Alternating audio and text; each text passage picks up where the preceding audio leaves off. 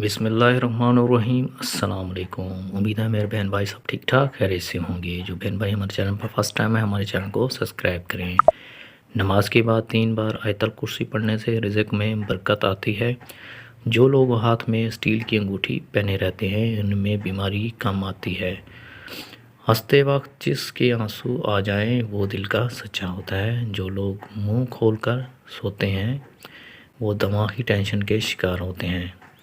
खड़े होकर पेशाब करने से भूलने की बीमारी लग जाती है। मिट्टी के बर्तन में खाना बनाकर खाओ, कभी कोई बीमारी आपके करीब नहीं आएगी। काले नमक का इस्तेमाल कम किया करो, उससे दिमाग की रगें फटने का ख़तरा होता है।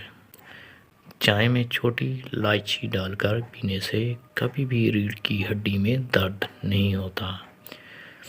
जिसका पेट बहुत ज़्यादा बढ़ चुका हो उसको लहसुन का तेल अंगूठे पर लगाकर नाभि में डालना चाहिए।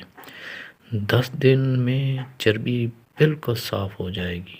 अगर पाँव में दर्द होता हो और किसी तरह आराम ना आता हो तो रोज़ाना पाँव के अंगूठों पर सरसों के तेल से मसाज कर लिया करें, दर्द बिल्कुल गायब हो जाएगा।